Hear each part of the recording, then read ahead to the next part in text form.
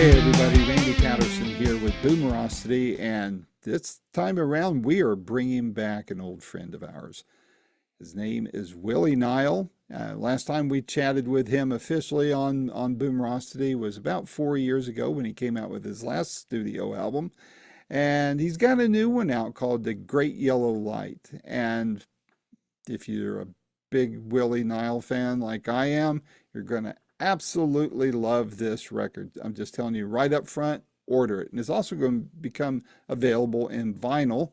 And if you're a vinyl collector like I am, I encourage you to order that as well. For those of you who aren't familiar with Willie, he's been around a long time. He's a prolific writer, recording artist. He got his start way back when with The Who, touring with them back, I think it was around 1980 in that tour. And it gave him a big break. It led to a recording contract for him. Since then, he's worked with Ringo Starr, Tori Amos, Elvis Costello, Bare Naked Ladies, Ian Hunter, tons and tons more. Just too many people to mention. Oh, he's very good friends with Bruce Springsteen. How about that? And so that all has opened up doors. The guy never stops. He just works as strong now in his 70s as he did in his 20s. So if you're not familiar with him, I encourage you to check him out. And while you're at it, would you please go ahead and hit like and subscribe if you're not already a subscriber? Doesn't cost you a dime, but it sure helps me out, and I greatly appreciate it. So without any further ado, here is my latest interview with Boomerocity friend Willie Nile. Until next time, this is Randy Patterson. Take care. Hello, Willie. I don't hear you. Hello, hello. Can you hear me now? Oh, I can now. Good deal. How are you? Doing great. It's been a while. It's been about 4 years since you and I last spoke. Was it something I said? Has it really been that long? Yeah, it has. It's when you came out with the last studio album. So it's been. Why? I follow you. We didn't talk. You came out with a live album after that, didn't you? Yes. Last year I Yeah. put out Live at Daryl's. I love your Yeah. background. How awesome. How did you yeah, well, I'll that's I'll awesome. How did, huh? I'll give it to you. I'll send it to you. So Oh, that looks good. you can use it. You can use it on your other interviews. So That's great. That's pretty great. I love the it's cover. it's simple to do. I'll send you a link to where you can download it because it can be a little memory intensive to send via email. So I'll throw it into a Dropbox for you. Before we hang up, give me your email address and I'll send you a link. You can download it. But Thank you, Randy. I just got these yesterday. They literally came yesterday, the CDs. oh wow, I very know. cool, nice. You going to do vinyl too? Oh yeah. All right. You can't see because of all your album covers hiding everything. But I've got autographed album covers all over my office walls. And so when you come out with the vinyl, I'd like to get a copy of it if I can get you to sign it. And Sure. Just give I'll me put it up here. Pardon me? when we're done, yeah, just I'll give you my email address and you can send me a mailing address. We'll get you one signed. I mean, All right. Sounds cool. it's a really cool looking here I got one here. Well, I had a mock-up done of one. I just did listening parties. Uh-huh. But the vinyl looks really great Nice. full size, Very cool. Very cool. Yeah. What I just as luck would have it, I don't know if Howard told you how this all came down, but um, I was interviewing Ricky Byrd a few weeks ago, and and your name came up. I can't remember exactly how, but it came up. Must owe Uh, money. yeah, wasn't it? Wasn't didn't you didn't you contribute to his last album, this new album he has out or something? I'm not sure about the new one. I think the one before that. We did write Hmm. something for this. I'm not sure if it made the record. I don't think so. But it's a great record. I'm proud of him. Yeah, he's a good guy, and I'm, of Yeah. course, his wife Carol. I absolutely adore. She and I work together a lot on I review the stuff she manages, and she arranges a few interviews for me now and then. And wonderful lady, wonderful lady. Funny story about her. I thought she was handling a friend of mine, Andy Timmons, and I dropped her a note, and I was thinking, I mean, I thought there was only one Carol Kay in the music business, and that was the bass player, right, from the Wrecking Crew. That's And right. so I dropped her a note and I said, "Are you still playing bass?" She wrote me back. She said, "Nope, different Carol Kay." I mean, spelled her name the same and everything, you know. But I never put those two together. Wow. Yeah, yeah. you know, and Carol's still around. The other Carol Kay's still around. She's up there in age quite a bit, but she's still active. So, That's a that's a great documentary they made about the Wrecking Crew. oh You know. yeah, yeah. The son that put that together, I met him at the Dallas International Guitar Festival before it was released, and he told me that he had this thing all ready to go, and then he realized he hadn't covered the mechanics licenses for all the songs.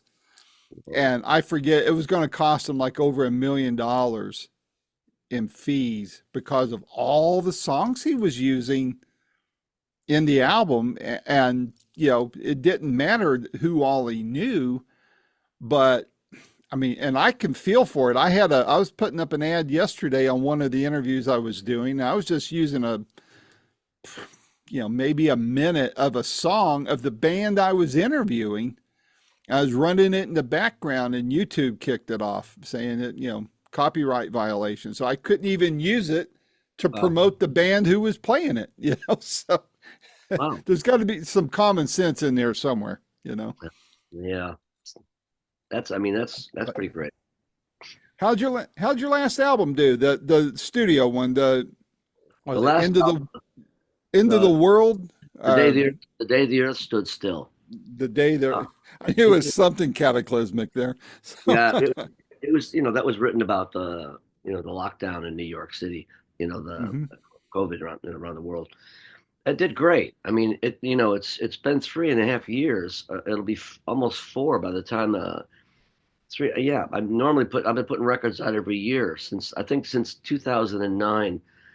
I put 12 records out up to 21 and studio records, and I've been live one in there. But there's a guy making a documentary about me. And so he said, "Oh, you're going to make another record. We're not going to be able to blah, blah, blah." So I go, "No, no, I won't make one this year." This was 22 we're talking.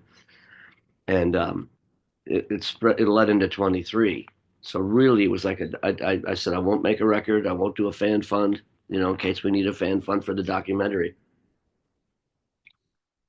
which we don't right now. And so it'll be like, I think August of 21 is when that record came out. So Yeah.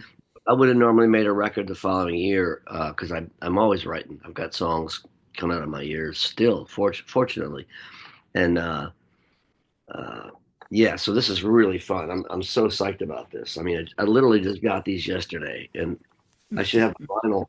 I should have the vinyl by the middle of May. So Cool. I'm really excited about it. You know, I can only surmise what you and your peers must feel like when, I mean, this is like having a new child, right? A new baby, and it's you pour so much of yourself into it, and you guys put yourself out there for either praise or ridicule or somewhere in between. And I mean, I don't think I don't think most fans realize that about the artists they listen to and what all goes into try to entertain the masses. It really is an onerous effort, and for you to feel proud of when that comes out, it's got to be just a very unique feeling that statistically very few people can relate to. Yeah. Those people, like, there's lots of different lines of work that um, I like, that where you just jump off the edge and you just give everything you got because you believe in it. Hmm. It's not very stable. I mean, to become a musician, trying to make records and make a living from that. I mean, I forget who I was talking to the other day about it, but it's a hard road, but it's really gratifying at moments like this. Like Hmm. I do this because I love it. I don't do this because I want to become some kind of an icon. I'm not looking to becoming famous was not foremost in my focus. My focus was the music. Hmm. I grew up in a great era, of music in the '60s, and all kinds of music. It was just really inspiring, and I was writing, and I moved to New York, and I just thought, these songs I'm writing, they're up there. They're not too far off what I'm hearing on the radio. Let me try to see if I can make a living doing it. But I didn't care about being famous. Fame didn't do a lot for Michael Jackson or Whitney Houston. And Yeah. and that and I that fame won't get you there. I mean, it won't get you a place of enlightenment. And stinking rich. I always say this. I love stinking rich. I'm fine with. I can do. I'm in. But like, it's not about the glory. It's about the passion for music that can either entertain, inspire, inform. Just whether it's rocking on a Saturday night kind of song, or whether it's a song about the climate and the world going to hell, or whatever the subject matter is, love, loss. I love that the palette is just wide open, and I express myself through my songs. I Hmm. originally wrote poetry, and then when I played the piano and I wrote poetry, but once I learned to play the guitar, my roommate in college had a guitar. I was in Ohio for 1 year, and it was boring as hell. And I learned to play the guitar, and then I started putting my writings into songs, and it's a labor of love for me. I mean, I do it because I love it. I'm Hmm. still performing, I mean, like crazy. I'm having a ball. Anybody who comes to my shows, this guy's not kidding. And the thing, I've got a band, they're not kidding either. Well, we are kidding. We're goofing off, but it's amazing to me when I look around the stage at the guys in the band, Johnny Paisano, John Weber, and Jimmy Bones. Like, they're my songs, so I'm gonna give everything I got. I never phone it in, never. That time will never come. But if it did, I wouldn't do it. That's not why I Right. do it. I do it. I'm Yeah. driven to do it. It's meaningful for me, and I can tell from the audience reaction. I'll come out after, thank people for coming, sign CDs, whatnot, that it's meaningful for them. Life is hard. You know, I've had this conversation with Springsteen a few times. People come for the ecstasy. Life is hard. People work. How many of us get to follow our dreams and get anywhere with them? It's just not the norm. And it is what it is. And we all have to deal with whatever comes our way. The ups and downs of the music business. I mean, give me a break. They're all over the map. But, you know, um, I'm just like, I've never swayed my passion for it. You know, um, I'm grateful and consider myself very lucky. My dad's 107 years old and he's doing fine, lives at home. No way. And he's Wow. one of the oldest guys in North America, I think, at this point. And My goodness. one of my brothers lives with him. He lives at home, has a happy hour every day, no medication, no naps. Happy hour every day. He does. He'll have a That's glass of phenomenal. he'll have a glass of wine and some crackers and cheese, and then he'll have a glass of wine at dinner. I was talking to him the other day. And here's a guy who's been alive since 1917 and has seen a lot, and he's a great guy. He's still funny, he's still with it. And he said, "How you doing? How's it going?" And I said, "Well, it's going good, but I've really been busy. It's hard. I've been so busy traveling and whatnot." He goes, "Yeah, but you get to do what you love. You're a lucky Yeah. guy." And so Yeah. I definitely am very grateful I get to do what I love. And moments like this, putting the record out, The Great Yellow Light, it was a labor of love. The people that played on it. I mean, Steve Earle sings on I "Wake Up." saw that. Paul Brady, the legendary Irish singer-songwriter, he's 77. He sings a duet with me on "An Irish Goodbye." Waddy Wachtel plays on one of the songs. It's on "Wake Up Yep. America." And Waddy's a buddy of mine, and I sent him a song I was working on just for fun, and I get back this here. I put a guitar part on it, and that's a beautiful thing. That's not any kind of hype. It's just because he loved the song, had an Hmm. idea.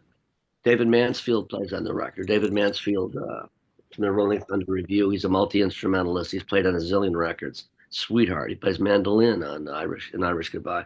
And two of the Hooters, Rob and Eric, Rob Hyman, Eric Bazillion, they're good friends of mine, the Hooters. And Rob Hyman played on 6 songs, keyboards, accordion. Eric Bazillion played on 2 of them. They both sang on it. So I've got a great cast of characters on the album, and it was so much fun. I love I love bringing the song to life in the studio. That is fun, you know. You rehearse with the band, you rehearse with the band, and you go in the studio and you make magic. And sometimes, some are easier than others, some songs, but boy, is it fun. I mean, it's glorious. I love being in the studio. So all in all, it's a risk. It's definitely a high risk way to make a living, no Yeah. doubt about it. But I mean, at this point, looking back, it's like I never would have dreamed uh, so many of the things that have happened to me. Playing with You, Springsteen, 70,000 people at Giant Stadium. Playing with Springsteen, that was at the end of one of his tours, and that was I think 2000. Well, it was Clarence. I played with Clarence Clement a bunch of times. Bruce is a good buddy and been very generous off bringing me on stage. And he joins us. He played with us in January. There's a Parkinson's research I called saw that video online. Yeah. lightofday.org. I mean, Bruce is great. This was the 25th anniversary of that organization. We've raised about $7 million for Parkinson's research, Wow. and that's all these musicians getting together. It started out a buddy of mine, at 35 years old, got diagnosed. Might have been 37, I forget, with Parkinson's. And he's still going. But I mean, he's wheelchair bound, in really rough shape. And he had done some work for Bruce. He put mixtapes together before Bruce, before they would go on stage. They'd play music over the sound system. And my buddy Bob Benjamin did that. And when he got sick, Bob invited him to come play. When Bob got sick, and Bruce came, and he's come half the times, and Wow. it's been, I think there's like, I think 67 events. It's a lot of different events happen, but we've raised like 7 million for charity for Parkinson's research. But what's one interesting thing about that? First of all, God bless Bruce for that, for doing that, and for joining us. He always joins us when he comes. Very generous of him. But one interesting thing about that organization, the third year we had it, I've been there. I've done it every year. Bob's a good friend, and if I make sure that my schedule is clear, and I do a handful of performances, 4 or 5 each year, different venues. The big one is in Red Bank, New Jersey, at the Count Basie Theater. But the interesting thing about that is the third year, Michael J. Fox came to the Stone Pony to one of the lighted days, and he was he was not having a great day. One of his legs was kind of funky, and one of his hands was shaking. I guess with that disease, there's good days and bad days. Yeah. And he came, and he was going to play lighted day with Bruce, and I got to meet Michael. And the amazing thing was that he then started his own organization, and they've raised tens of millions. So it's like, one good deed Yeah. led to, and so many people have Parkinson's. Everybody knows somebody with Parkinson's pretty much. And Hmm. one day they'll find a cure for that. When they do, huge party on planet Earth. And Oh, then for sure. I always say the next day, let's go after something else. That's right. Let's not rest on our laurels. I want You to go know, back to something your dad said, though, before I forget, yeah, because it's a compliment to you and Bruce and others. You talked about that your dad said you get to do what you love. yeah, And I would say the majority of people on this planet don't get to. yeah. I'm kind of retired. I get to do this. I don't make a living at it, but I have a lot of fun doing it. I'm in my 17th year doing it, and I Good love for it. you. I do it for the fun. Good, But congratulations. well, thank you. But more important, congratulations to you and what you get to do, what Bruce gets to do, what any artist that has a fan base gets to do is make things tolerable, memorable, enjoyable for us that or for those who don't get to do what they love to do or don't know what it is that they would love to do. Yeah, You make those days better for them because for me, and I'm sure it is for them, songs create a benchmark in our lives. I mean, think about it. A song can come on from 1960 something instantly. We know the yeah, song, yeah, and it more times than not, we go back to a period of time that song creates a benchmark in our mind for in our lives. And I mean, what better way of having an impact on people besides saving lives, perhaps, than to create that soothingness, that comfort, yeah, that memory jog by way of music. And music is such a unifier. So, yeah. thank you all for that, in my opinion. That's a gift that I think a lot of people don't give enough thought about and credit for. It's my mom used to always say it's better to give than to receive, and she meant it. Mm-hmm. I would tease her about it. Oh, come on, ma. She knew I was kidding her. But like that's what I love about Light of Day is like musicians all gather and they play the songs, they play the music. Spirits are raised, money's raised. That's all good. It's a win-win for everybody. And I mean, when you talk about benchmarks, I've been so lucky. I got to sing with Ringo Starr in '92, the All Star. I'm a kid who grew up with the Beatles, Mm-hmm. and in '92, I get a phone call from somebody that um, Ringo's opening act. Somebody got sick and asked about filling in with 2 days notice, and hell yeah, I'd love to. And we played Jones Beach here in Long Island, and it was just glorious. Ringo couldn't have been nicer. More down to earth, and it's Ringo Starr for crying out loud. And we did good. We did good enough that he wanted us to do more. So we did like half a dozen, seven, eight, whatever. Nice. Indoor, outdoor. They're called sheds, 15, Mm-hmm. 20,000. And it was glorious. It was so much fun. And the last night of the tour, here's a comment about Ringo and what a class act. So last night of the tour, I'm on the stage. I had done my half an hour and with the band, good fun, packed house. And I'm standing on the side of the stage, and I wasn't close to, he did his set, and he came off before the encores, and I was about 30 feet away, whatever, not that close. And he saw me standing, and he came walking right over to me. The show's not even over yet, right? He's all sweating. He comes over to me, and he said, Willie, I want to thank you for you. You guys did a great job. Thanks so much. Gives me a big hug, and I thought, man, I said, it was an honor, Ringo, and he says, hey, you want to come and sing? I get by with a little help from my friends with us. And I went, yeah, let me get my coat. And I ran off, got my coat.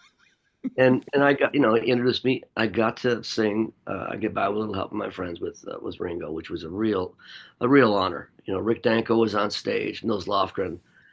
It was Joe Walsh, Dave Wow. Edmonds, Nils Lofgren, Timothy B. Schmidt. It was Todd Rundgren. It was like Zach Starkey, Ringo's son, and I got to sing that song. It was so meaningful, and he just was being generous. It was not Mm-hmm. nobody's showing off here. It was just a case of Right. it was playing music for music that people love, and that's what at its best, rock and roll or all kinds of music, whatever the genre. It's a community experience. It's about sharing. We're all living this life. We all get born in our own cradles, and we all are on our journeys. But like this, we have so much in common. I think that it's really Yeah. understated these days how much we have in common. People Yeah. die, and Yeah. music can pick us up. I can't tell you That's right.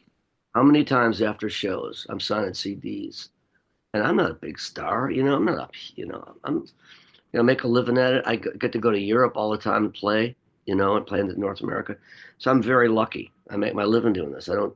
have a side job, you know. And I can't tell you how many times signing CDs that people have come up to me and said, you know, Willie, I never heard of you. And a friend of mine, you know, my mom died, you know, 6 months ago, or I lost my partner or whatever, you know, and I haven't been out in a while. And they go, you should come to a Willie show. You're going to feel better, you know. And these people, they're not kidding. They're not like, you know, blowing smoke. They mean it.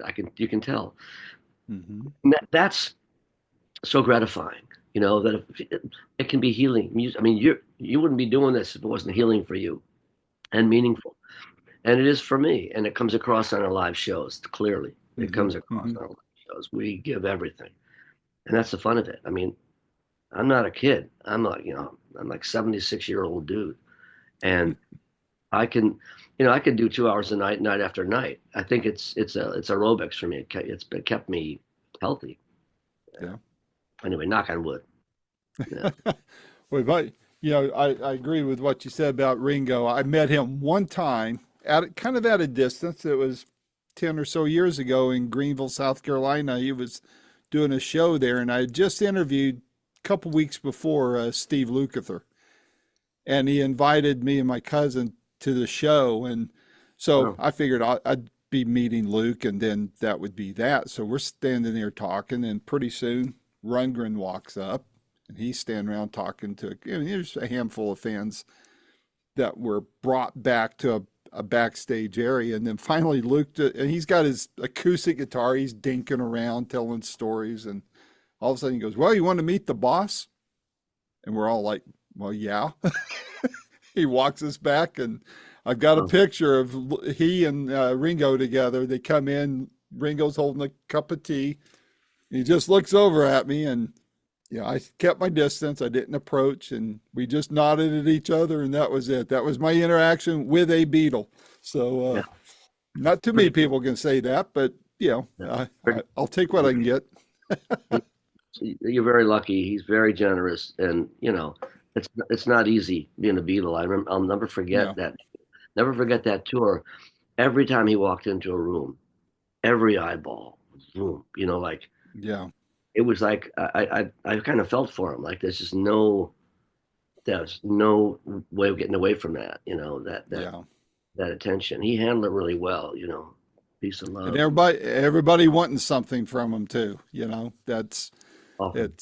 it's hard to, he has to have his guard up. Anybody in those positions have to. He couldn't have So been nice. He couldn't have been nicer on that tour. It was so nice. I mean, I'll never forget that. You know, that's cool. Well, how long did it take you to put this album together? not long. I had the songs before I went in. I always do. I don't Hmm. go in to make a record unless I have the songs. You know, I don't have the kind of budgets where you can go into the studio and just dick around and come Hmm. up with stuff. I write them. I'm a songwriter. I get a song, an idea, I write it, I got it. And I put this collection together ahead of time. I had about 20 some songs, 25 songs I was thinking about. And I had a hardcore eight. And then I thought, well, I need two or three more. And um, I had the songs, rehearsed with the band. You know, I think we had three rehearsals, which is more than we usually do. Went in the studio. I would say it took us about, oh, 3 days to do the basic tracks. You know, three sessions, 3 8 hour, 9 hour sessions. And I'd say about the whole thing took a couple of weeks. You know, the recording and the whatever overdub, and maybe less than that. Actually, we can have to do the recording and then mixing. You know, some days. So just a few weeks. It went pretty really quickly actually. The recording and all the vocals are live. I didn't overdub anything, not on purpose. It wasn't by design. You know, the band we'll all play at the same time in the studio. Drummers Hmm. over here, the bass player and guitar player Johnny Jimmy or in a different room. And the drummer's so loud, and I'm in a different room as well, and I'm playing guitar and singing. You know, and when I do that, there's string noise. I'm playing an electric, and you can hear it on the vocal mic, but not bad. But every time it just worked. I got lucky. Every song, we did it. We did a take, listen back, do another one, make some comments, and then usually nail it on the next one. And every single time, all 10 of the songs, the vocals were like when we cut it live, those were, I didn't overdub a word, and that's what you can get magic that way. When Yeah. everybody playing together, there's a certain energy. So it Yeah. took about a couple weeks to record the album, another week to mix it. So it went pretty quickly, greatly. I mean, well, the guys are all pros. Stuart Yeah. Lerman, Stuart Lerman co-produces these records with me, and Stuart's a Grammy winner. He's worked with Elvis Costello, Patti Smith, a million. He's won Grammy. He does all Scorsese's recordings for the films. Oh. And I've been working with Stuart since '88, and I love his dear, dear friend. And so, and the engineer James Frazee and my band, Johnny, Jimmy, and John, Mhm. it's a great little team, you know. So it was pretty effortless. I mean, some of the songs, like the title track, took a lot of work to get it just like that because it came out great. Some of them Mhm. went like Electrify Me, 2 or 3 takes done, you know. So it was fun, a fun process, and I'm just thrilled with how it came out. It's you never know going in, and it beyond my wildest dreams how it came out. Yeah, Was there anything different about putting this one together than any of the other albums you've worked on in your career? I wouldn't say so. It's pretty much that's how they usually are. Hmm. But like in this one, David Mansfield has his own little studio in the studio we recorded Hobo Sound in Weehawken, and David's got a room in the studio, his own little studio. And he's a pal, and he was around, and he was hearing us work. And Stewart said, let's put a mandolin on this. And he asked David, yeah, sure. He came in, boom, boom, 15 minutes was done. Wouldn't take any money for it. He said, no, no, it was, and so it's always so joyful, to share music with other players. Yeah. Rob and Erica, the Hooters, came on up from Philadelphia for a day. It was just glorious. It was fun. They were singing away. Um, yeah. So it's similar to other records I've made in that that's basically if we go in and cut stuff live, always that, because I like Yeah. that live energy. Obviously, there's Yeah. overdubs, there'll be guitar overdubs or there's some fixes Hmm. with different instruments, but yeah, I love it. It's fun. Any surprises? I was surprised that every vocal was a scratch vocal, was a keeper. You Yeah. cut the track, I'm singing so that the band can follow along, but there's an energy that builds with that. The drama of the Right. song. That it infuses, you know, the one with the energy and stuff. So surprises, I would say, it was a surprise to me that Paul Brady would sing on it. Stewart said let's reach out to Paul Brady. He knew Paul. Paul's an Irish legend, icon Hmm. in Irish music. And like within 3 days, we had the track back. He sent it to him because I'd love to do it. I love the song. That was a real surprise and a real honor. Hmm. Yeah. Which song on the album would you point to as a calling card to say, hey, if you like this song, you're going to love the rest of the record? Well, no, different kind, all different calling cards. We are. That's going to be the first single on May 19th. Hmm. We are is if you hear that, if you don't like that, you must be comatose because it's total. It's total fun. And if you hear that, Hmm. then that's a pretty good welcome to the record. For those who've got to hear the album in advance, I mean, I got to. I mean, to me, it's what you would expect from a Willie Nile project, right? So, good old straightforward rock and roll and certain vibe to it and all that. What's been the feedback you've gotten so far, though, from those others who have been able to hear the album before it's released? The feedback has been off the hook. There's a sticker on the album. I got two quotes, and there's a famous poet in the States. His name is Richard Hoffman, and I sent him. He came to a gig of mine, I don't know, 2 months ago, and he's a pal and a great poet. And he told me a tech. So I said he wanted to hear the album, so I sent him the album, and I got a text the next day, and it was so beautiful, and I took a quote out of it, and I said, "Can I use this?" He says, "It's a masterpiece. The title cut brought me to tears. An album that can make you dance and make you cry. Rock and roll at its best." Richard Hoffman, Mhm. poet. And another writer, Steve Simmels from Power Pop, wrote, "Nile has the mark of the bard upon him." Anyway, I've done two, God bless those guys. I've done two listening parties, one in Buffalo and one in New York City. I just did it the other day, where people come. In Buffalo, it was at the Goo Goo Dolls. The bass player, Robbie at the Goo Goo Dolls, has a studio in Buffalo, beautiful studio. Hmm. And I've done listening parties there as part of the fan fund. I do a fan fund. Like if you go to Mhm. willienile.com, you can read about the fan fund and see the things we offer all kinds of cool things for participating in the album. And there was, it was a packed, 60 people, packed studio, and they're all hardcore fans, that would come. A buddy came from Minnesota, Minneapolis. Someone came from Wow. Pittsburgh from DC. They traveled just to hear it, and they paid to get in. And so had a wrapped audience. There was a DJ there from Buffalo, and uh, Anita and Anita West. And every song they were cheering after it. And she said, "Well, that's the best record I've ever heard you ever make."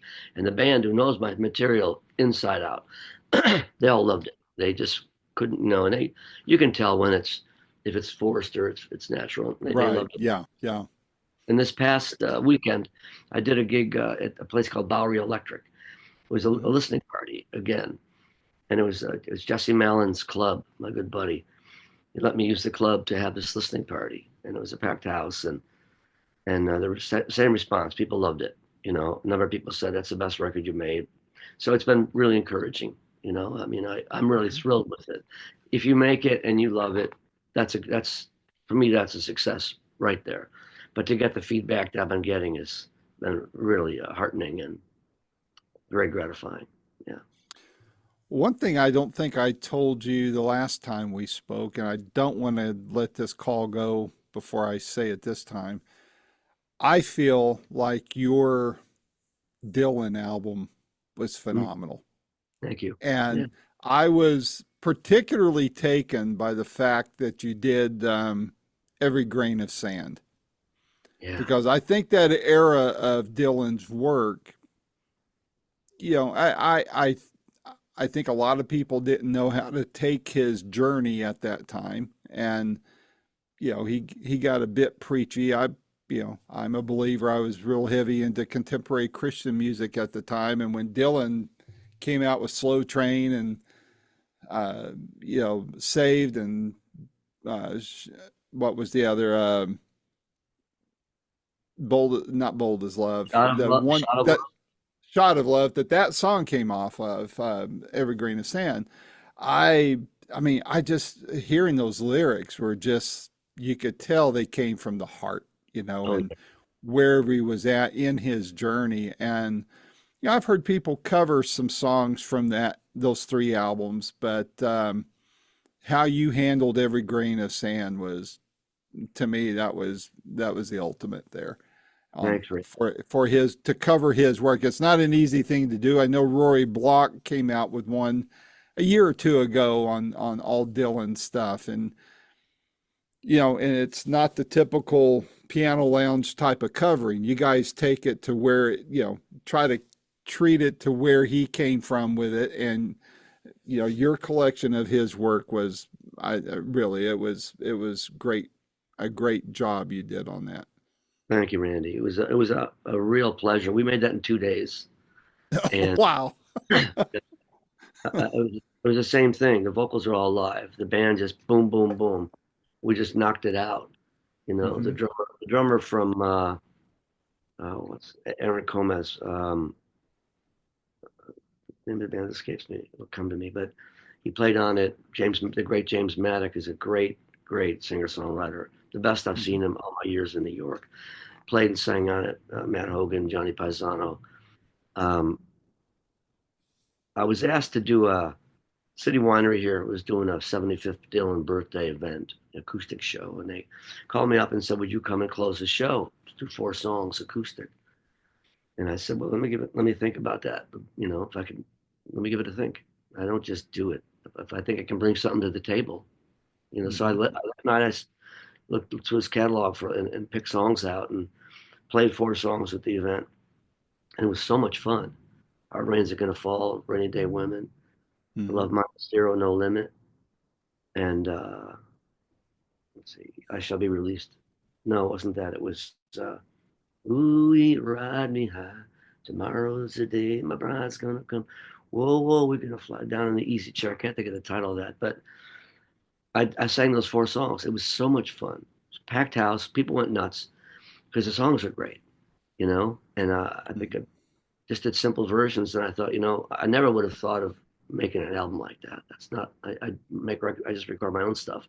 That was so much fun. I thought, man, if I had 6 more of these, it could be a good make a record. And so I got together with James Maddock, 2 acoustic guitars, and I loved what he was playing. And I thought, yeah, man, and it was just a labor of love.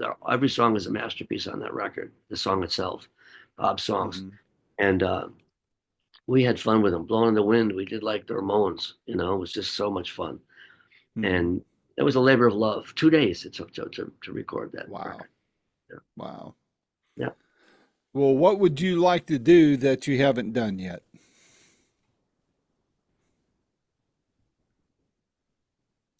Well, I've been more than lucky. I've done so many things I never even dreamed, my wildest dreams. I've got to play with the Who. I tour with the Who across the U.S. You know, play with Lucinda Williams, Richard Thompson, Ringo Hmm. Starr, Springsteen many times. There's just so many things. Ian Hunter. You know, Mike Peters. God bless Mike Peters. He just passed. Hmm. Yep. Um, I mean, I've been more than lucky. I don't know that. Uh,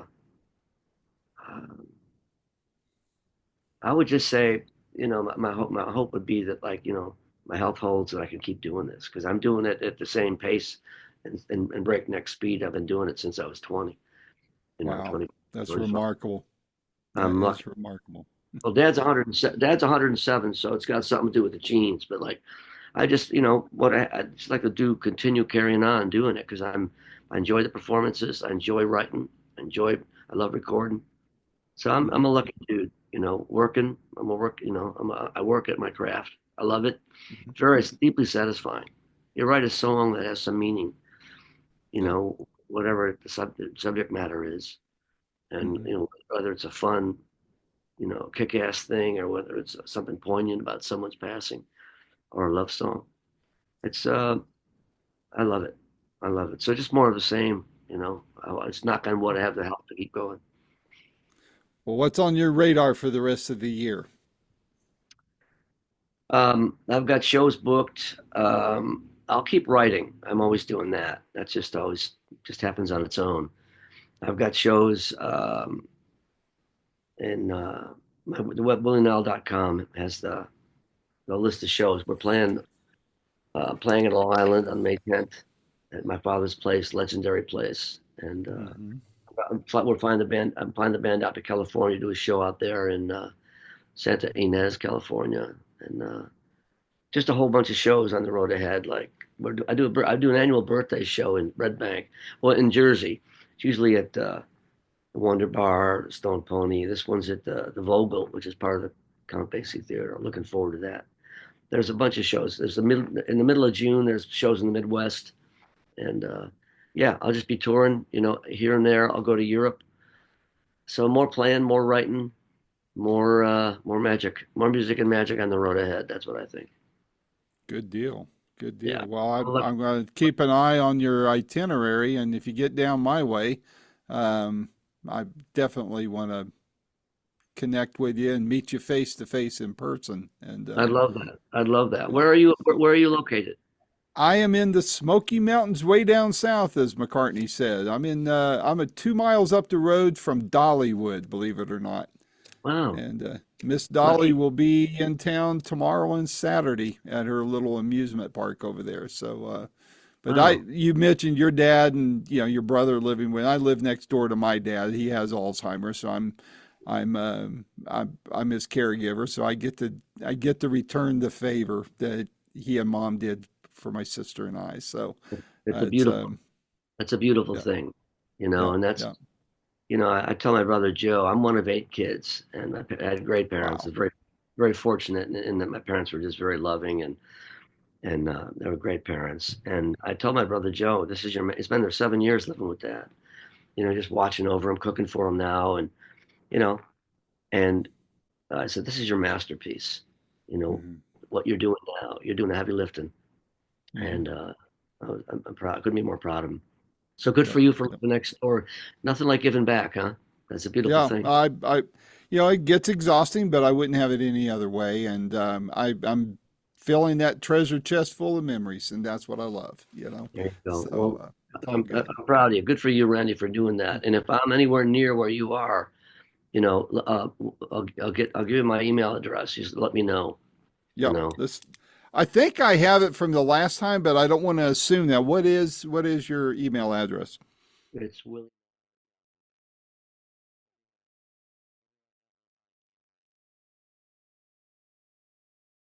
And mine, in case it hits the junk mail, mine is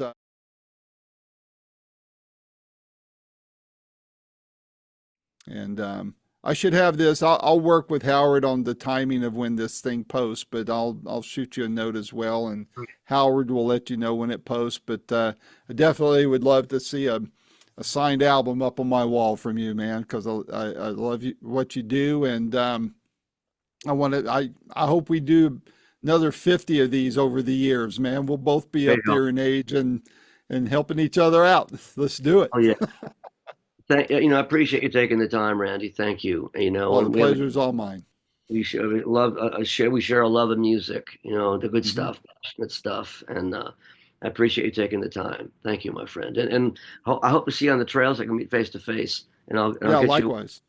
Email me a mailing address, and we'll get you one of the signed vinyls. Okay, sounds good, man. And prayers for your dad and your brother taking care of him there too. So Thank you. hope he lives a lot longer.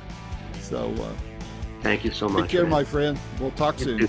Talk soon. Bye bye, brother. Thank you. This has been another fun-filled episode of Boomerocity with your host and producer, Randy Patterson. The theme song is Roll the Dice and is recorded and used by permission from Quentin Hope. Quentin is spelled Quinten, and Hope is Hope. And you can find out more about Quentin at quentinhope.com. Post-production is done by Cardinal Sins Productions. The Boomerocity name, logo, and content is copyright protected. Segments may only be used with written permission by Boomerocity and/or its assignees. Inquiries should be directed to input@boomerocity.com. Copyright 2025.